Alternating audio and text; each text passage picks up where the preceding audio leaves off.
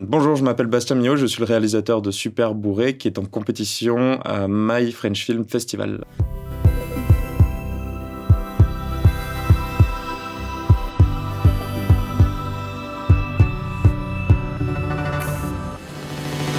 C'est un film un petit peu burlesque, un petit peu tendre sur l'adolescence, un petit peu rigolo, un petit peu touchant, et, euh, et qui parle pas forcément que d'alcool. Dis-moi ça, t'as pas vu ton frère? Il n'était pas à l'école ce matin.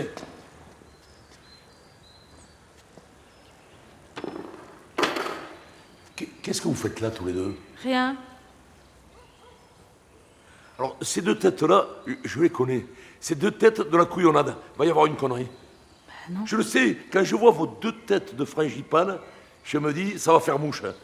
Ça va faire mouche. Va y en avoir une belle connerie. Il y a eu plein de points de départ différents qui ont finalement convergé vers cette histoire, mais les points de départ partaient de tellement d'endroits que je ne saurais pas situer exactement où c'est. Je sais que ça part un petit peu de mon adolescence à moi, dans un lycée en race campagne, donc c'est des souvenirs qui sont assez forts, et de là j'ai amalgamé un peu plein de choses. On sent qu'il y a un petit truc qui se passe au niveau de la liberté, au niveau de la consommation, du rapport à la consommation, notamment chez les jeunes, c'est assez clivant. Je crois que j'ai pas voulu forcément faire un discours politique, c'est d'abord que c'est un très bon moteur d'action. Quand on est au lycée, voilà, ces soirées-là, et je sais qu'il y a Super Bourré, c'est quand même un genre qui est le coming of age, donc c'est le parcours initiatique. On ressent quand même une sorte de fierté par rapport à ça dans le patrimoine, et en même temps, on connaît tous plus ou moins quelque chose d'un peu tragique lié à ça d'une certaine façon, donc c'est plutôt ce rapport-là que je dépeins sans mettre de jugement aussi. Moi, j'ai toujours l'habitude de voir une silhouette noire ou des fleurs sur des platanes, alors en quantité un peu moindre. Là, il se trouve que j'ai poussé un peu le curseur pour que ça en devienne un peu risible, quoi, de dire que chaque platane a son petit mausolée parce que c'est un village d'alcooliques notoires. Pas de connerie avec Paulette, hein. Attention à Paulette. Alors, je sais que vous allez en faire une. Je le sens. Me rallumez pas un pétard à côté de la cuve à fioul.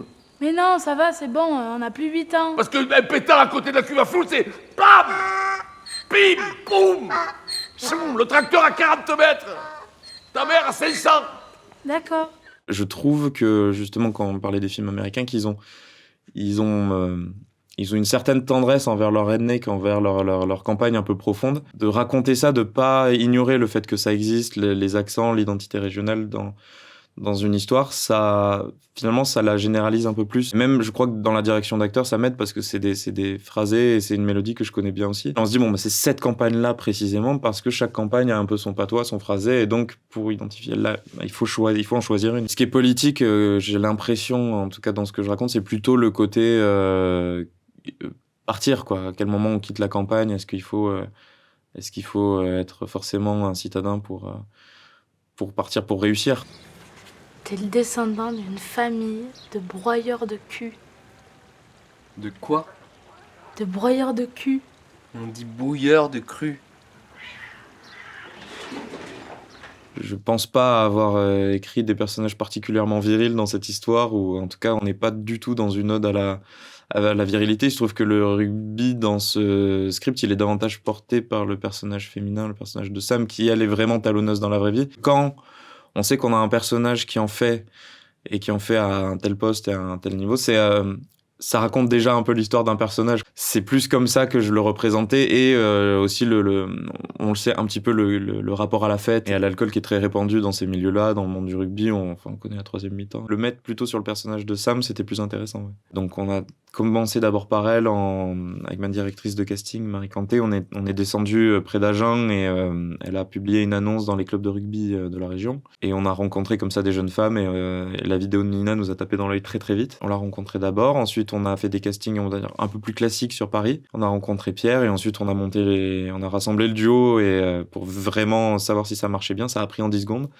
Et partant de là, c'était bon, quoi. On savait que ça allait marcher. Comme ils sont assez intelligents, ils ont rapidement compris qui ils étaient. J'ai pas trop voulu les aiguiller dans quelque chose de trop mécanique. En tout cas, ils ont plus apporté d'eux que moi je leur ai apporté. J'ai pas eu besoin de les nourrir beaucoup. Des dialogues, on les a revus ensemble pour voir les phrases qui passaient, celles qui passaient pas dans leur vocabulaire à eux, les idées qu'ils avaient, et pour qu'ils soient à l'aise avec absolument tout. Et après, il y avait une place qui était prévue pour l'improvisation, pour les petits accidents et les choses qui sont toujours des bonnes surprises et finalement très souvent montées. La formule chimique de ce qui se trouve devant vous.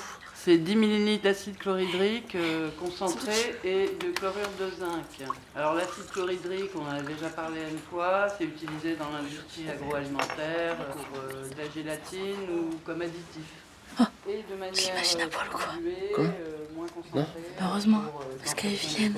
Pourquoi tu dis ça? Elle est vilaine, très vilaine. Un alcool primaire, secondaire, un alcool tertiaire. À la fin du lycée, à la campagne, il y a toujours ceux qui ont leur vie, qui est un petit peu ancrée là-dedans, qui est enracinée dans un terroir, et il y a ceux qui, pour des raisons d'études ou autres, décident de partir. Et donc c'est la période des admissions et des séparations qui sont un petit peu des séparations forcées. Donc des fois il y a des histoires qui meurent un peu dans l'œuf, des fois il y a des couples qui se brisent, des fois il y a des amitiés qui essaient de tenir bon malgré la distance. Ça reste une épreuve compliquée quand on grandit dans un lycée à la campagne. Dans cette période aussi, dans l'adolescence, où c'est vrai que les émotions peuvent être un peu décuplées ou maladroites, des fois on comprend pas très bien ce qu'on ressent.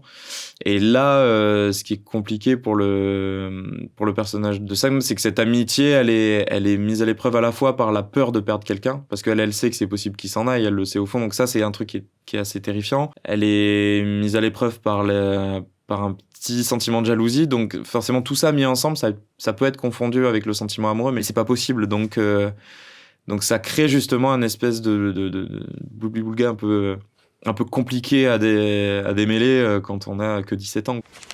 Mais du coup, là, dans ton truc, c'est bon, tout est expliqué? J'ai l'impression, ouais. C'est-à-dire qu'on a la recette du meilleur alcool de la région. Imagine, on peut le faire nous-mêmes. Non.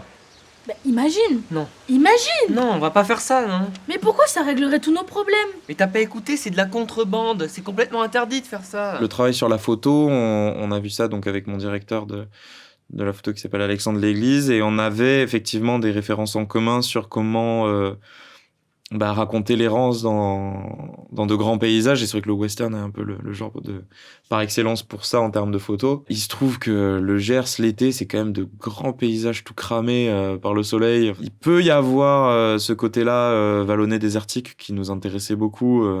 Un petit peu Don Quichotte avec les moulins, les grandes crêtes. C'est quelque chose qu'on a exploité, ne serait-ce que par le format. On a choisi le scope pour ça. Et aussi parce que ça nous amuse de montrer ces toutes petites vies d'adolescents au milieu de ces grands espaces. C'est amusant de voir deux gamins qui sortent du lycée, qui se retrouvent dans ces endroits-là, qu'on a peu l'habitude de voir. Au lieu d'avoir Cary Grant sur un pur sang arabe, on a deux adolescents avec un âne et des bidons et des t-shirts rayés, donc c'est pas le même standing, mais c'est ça qui fait partie aussi d'un peu de notre folklore. C'était une équipe déco extraordinaire qui a même reconstruit ce château d'eau qu'on voit au début et à la fin du film, donc ça c'était une construction de leur part. Reconstruire toute cette cave-là, ils sont partis d'un chai, d'une vieille grange complètement vide. C'était une toile vierge et ils ont tout construit. Donc ouais, c'était un boulot dément. Et ça, c'est un grand plaisir que je connaissais pas avant de faire ce film, c'est d'arriver, de faire confiance à une équipe et d'arriver un jour sur le décor. Typiquement, les acteurs, on a joué de ça aussi. On leur a pas montré le décor avant qu'ils arrivent dedans. Ils ont vraiment découvert ce décor à la lampe torche. C'est un alcool qui fait partie de quel groupe, s'il vous plaît?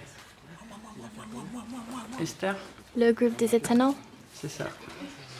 Alors là, Même son accent, il est dégueulasse, on comprend que dalle. Toi aussi t'as un accent. Oui, non, mais moi, mon accent, il est français, on comprend, il est juste chantant, et voilà. Enfin, les Anglais, là, c'est... Je sais pas, c'est pas beau, quoi. Et tu crois que je te vois pas, mais qu'est-ce que tu fous?